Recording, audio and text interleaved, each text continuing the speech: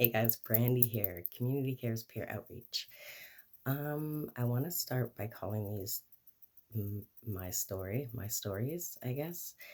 I want to ask people and interview people about their life and about their situation, what got them there, what they're doing there, how they are there. So I decided my first interview would be, I guess, on myself as an addict because hi, I'm Brandi. I am a forever grateful recovering addict, claim to fame. Um, so I was going to do these questions on people on their situation, how they get there, blah blah blah. Kind of awkward for me because I am sober. I'm 5.5 years sober now, so some of it doesn't really pertain to me. But my story, my story is that I live in a small town on Vancouver Island, Cumberland, BC.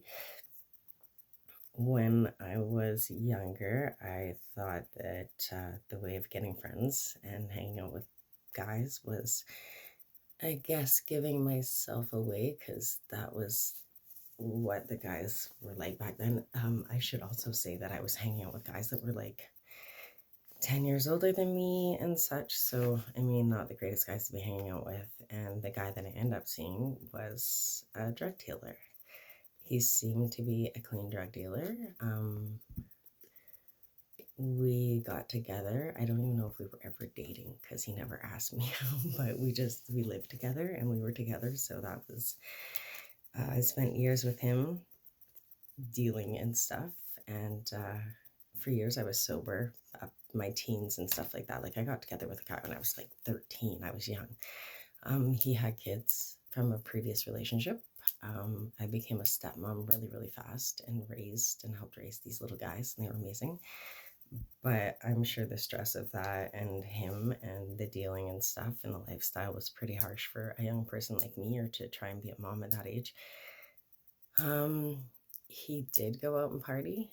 He had friends. There was a lot of fun going on, but it was never really for me or with me. I was just kind of the girlfriend that just kind of was there and did what she was told and didn't really step out of line much. Or, I mean, I wouldn't completely be punished, but there would be downfalls of me not listening or being not compliant, I guess you could say. But yeah, so I was with this guy for years. We did great things. We built a house. We did all the things. We owned bikes and Harleys and big trucks, and then later in life, I found these amazing pills. I mean, we were together, but it was a pretty shitty relationship. A lot of abuse, a lot of mental abuse, financial, physical, sexual, all those things were involved. So, come later on in our relationship, I wasn't really allowed to hang out with anybody. So, I found these amazing little pills that made me happier. They were in his drawer, so I figured they couldn't be that bad. And I started taking them, and yeah, I felt great, felt amazing. Um, I did everything I was doing, I thought better, which I didn't. And nobody really noticed for quite a while. Like it had to have been at least like a year and a half before anybody noticed that there was anything wrong. But after I didn't have them and I stopped taking these little pills, like I probably was dating this guy from probably 13 till 19, 20, and didn't start getting into drugs and stuff until I was like 20 something mainly. And then on, I was full hardcore. If I could get those little pills, I would take them. But I found there was one time I didn't have them and I didn't know about the addiction and I didn't know about what they were all about. And turns out these little guys, they were like Dilaudid, which is morphine, which is opiates, and they're really brutal. And after I didn't have them for a little while, I didn't know why, but I was shaky and I was sick and I was like tummy sick and upset everything. And yeah, I got super sick. And this boyfriend of mine was like, well, I don't know what your deal is. You're going to have to go and hang out with your parents. So he drop kicked me to my parents' house and I was sick as a dog there. And then we kind of figured out that that's what it was, that I had been doing drugs and I had been hiding it from a lot of people. And I mean, the boyfriend knew, but he just kind of looked a blind eye. As long as life was okay, it was okay. So then it got into a lot worse. Like, then we started doing things together, and then things got really bad. Like, the sexual abuse was pretty crazy. It wasn't extreme abuse, I guess. Well, I guess it would be if it's any kind of, but it was enough that was graphic enough that I didn't want any of my friends knowing what was going on or how things were going between us. And so as the years went by and the drugs got worse and things got worse and me and the boyfriend got worse and the fights got bigger and the blackmail got bigger and the things I had to do got bigger and more nasty and unladylike and didn't make me feel good. So the more I did these bad things with him, the more I dove into the drugs to forget about things. Then I finally went to my doctor and was like, what is going on? What is the deal? And she's like, you're an addict, right? I'm like, yeah, and I can't stop. Like, I just can't stop. And she's like, well, I mean, you don't go out and party and you don't go do drugs, but you do hide and what do you take? I'm like, well, this. And she's like, well, it's a pain medication. So I was actually struggling through trauma and hiding it with drugs. But years ago when I needed to get sober, all that info wasn't out there for us. There wasn't anything. You can ask for help and have people like, yay, you're an addict, here, let me help you. Like, now it's great. Like, if you tell the world you're an addict, then they're all about it. They're like, here, let's support you, let's see what we can do for you. And back then it wasn't like that. It was like, you're an addict, you're ashamed, you go to the hospital, then you get it, put in some bed somewhere. And so yeah, so there wasn't that much, so it wasn't easy to get off the drugs. Like, I did tried it a lot on my own. Relapse was the name of my game. And finally, I got the will to leave this guy, and I did, and I moved into my own place. And wouldn't you know it, he came up there, and there was one of the biggest fights I'd ever been involved in, and my life almost ended by getting hit by a car and run over by somebody I thought to love me, which obviously wasn't the case. But again, we were both on drugs, and with what I've learned about psychosis and drugs and all the things that I've learned now, I think a lot differently about what happened. Um, but yeah, so it got really bad. I moved on from him and didn't deal with the therapy that I needed, so I didn't heal myself. And then I moved on to the next relationship where I got pregnant right away and had a baby.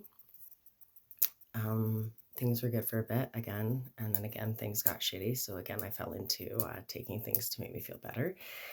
That kind of escalated, and we broke up. And same thing, we get back together, and I would fuck things up, and I'd get back together and fuck things up, and then I was doing better, and we had our second kid, and we weren't getting along after that.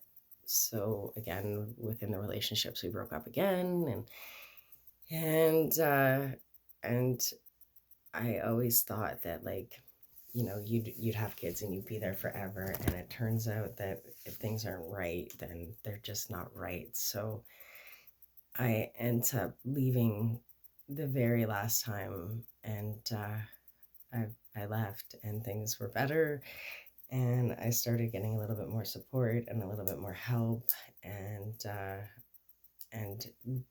pre-game to the last two, I had quit using. So I was able to become a better mom, and I was able to dive into that. But now I have the issue of not healing myself, and my daughter also is born with ODD, so she's oppositional defiance disorder.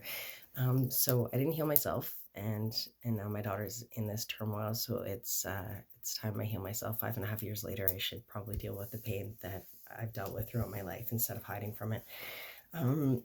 The end of how I got sober was my mom when I was holding my kid. I mean, I'm not gonna lie, I wasn't in the greatest state. My relationship was shit with the guy that I was seeing then, same thing.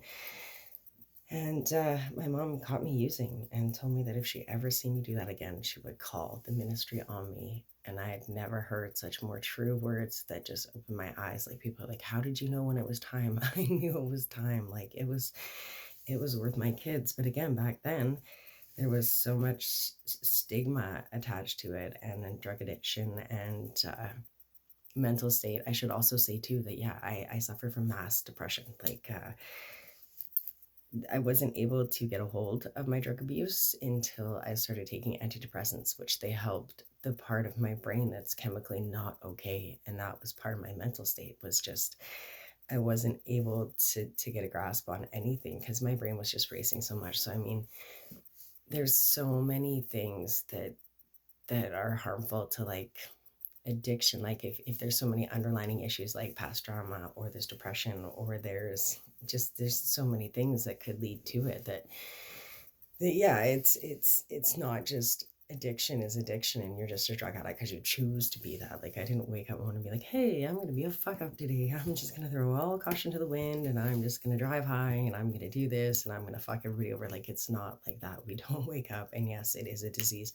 Fight me, argue me, leg wrestle me all you want, but it's a disease. I didn't choose this. It's a genetic in me. Like it's yeah. So I mean, that's my story. I kind of hope it was like good, I guess. I mean, I'm not sure how much more you would like to know about my story or anything. My recovery was I got told I was gonna have my kids taken, and I was like, well, snap, time to get my shit together. So I did 90 meetings in 90 days, more if I had to.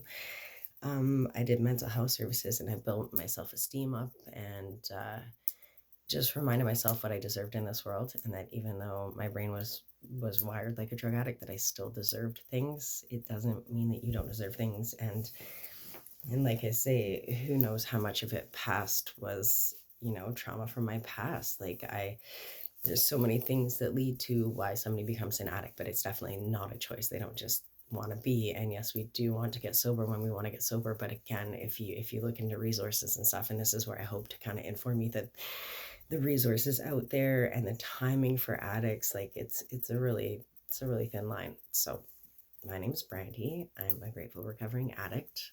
I work at and co-founded Community Cares Peer Outreach, a nonprofit in the Complex Valley. And I hope this was a good video for a first video. Yeah, I know I'm shaky in the screen and all that, but it's not about like looks here. It's about information and getting in touch with the people in the valley here on Vancouver Island in the Complex Valley, and just see if we can get more help for our town, and see if we can get people in better places and be more aware. And yeah, so night guys, love you, bye.